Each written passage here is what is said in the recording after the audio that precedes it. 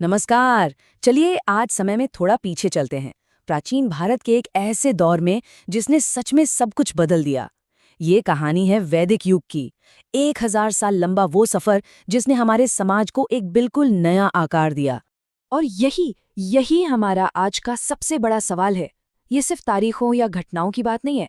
असल में हम ये समझने की कोशिश करेंगे कि कैसे लोगों के जीने का, राज करने का और यहाँ तक कि सोचने का तरीका भी पूरी तरह से बदल सकता है। तो इस कहानी को ना हम दो हिस्सों में देखेंगे। पहला है प्रारंभिक वैदिक काल, जिसकी पूरी तस्वीर हमें ऋग्वेद से मिलती है। और फिर आता है उत्तर वैदिक काल, वो दौर जिसने एक बहुत बड़े बदलाव की नींव रखी। तो चलिए कहानी के पहले हिस्से से शुरू करते हैं।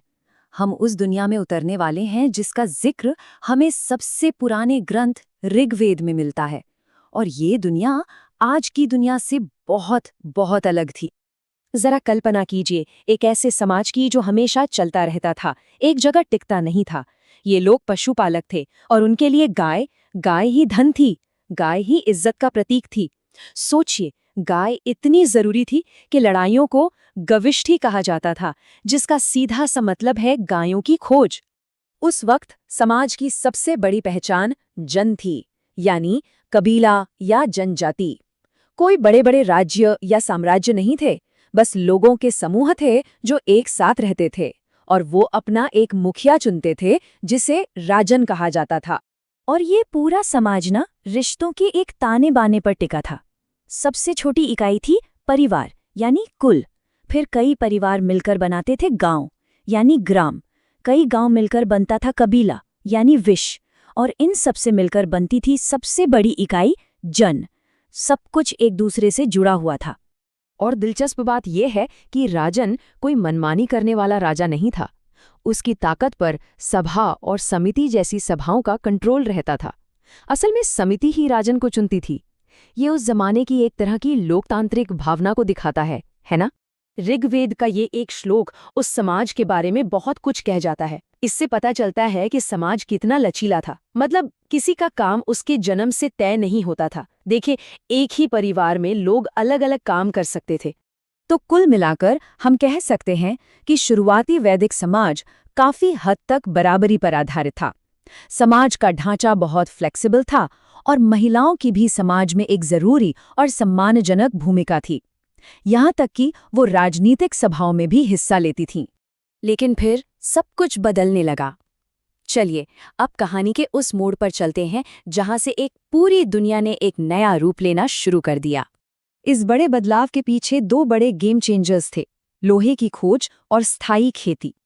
लोहे के मजबूत औजारों से गंगा के घने जंगलों को साफ करना मुमकिन हो गया और इससे लोगों की जिंदगी का आधार पशुपालन से हटकर खेती पर आ गया। इस नई टेक्नोलॉजी के साथ लोगों ने पूरब की तरफ बढ़ना शुरू कर दिया। वो सप्त सिंधु के इलाके से निकलकर गंगा और यमुना की बेहद उपजाऊ जमीन पर बस गए और इसी जमीन ने एक नई तरह के समाज की नींव रखी। और अब हम कहानी के दूसरे भाग में आ गए हैं। यहाँ हम देखेंगे कि खेती पर आधारित इस नई जिंदगी ने समाज पर कितना गहरा और हमेशा के लिए रहने वाला असर डाला। ये एक नया दौर था। घूमने फिरने वाली जिंदगी अब खत्म हो चुकी थी। अब लोग गांवों और कस्बों में बस गए थे और उनकी पूरी जिंदगी खेती के इर्द गिर्द घूमती थी। ये जो बड़ा बदलाव आया ना, वो यहाँ एक नज़र में साफ दिखता है। देखिए कैसे वो लचीला समाज एकदम कठोर बन गया।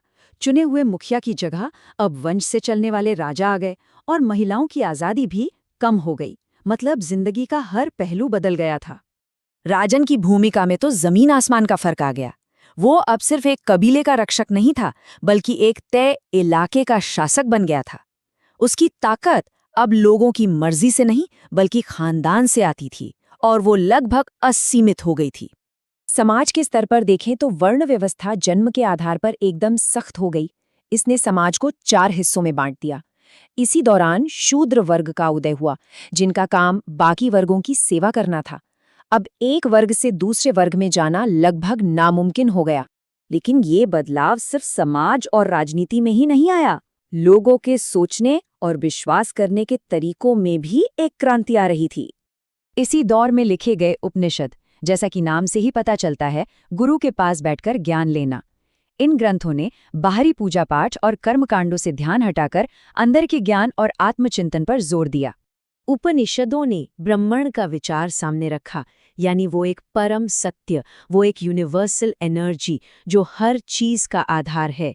ये कोई भगवान नहीं, बल्कि पूरे ब्रह्मांड का सार है। और यहीं से कुछ बहुत ही क्रांतिकारी विचार निकले। पहला, आत्मन, यानी हर इंसान के अंदर की आत्मा। फिर सबसे बड़ा ख्याल कि ये आत्मन और वो परम सत्य ब्रह्मण असल में एक ही हैं। इससे जिंदगी का मकसद ही बदल गया। अब लक्ष्य स्वर्ग पाना नहीं था, बल्कि जन्म मृत्यु के चक्र, जिसे संसार कहते हैं, उससे मोक्ष यानी आजादी पाना था। ये समझना बहुत जरूरी है कि इस दौर में जो विचार पैदा हुए, उन्होंने ही भारत के आने वाले दर्शन, धर्म और संस्कृति की नींव रखी। इनका असर आज भी हमारी जिंदगी में महसूस किया जा सकता है। और यही बात हमें हमारे आखिरी सवाल पर ले आती है।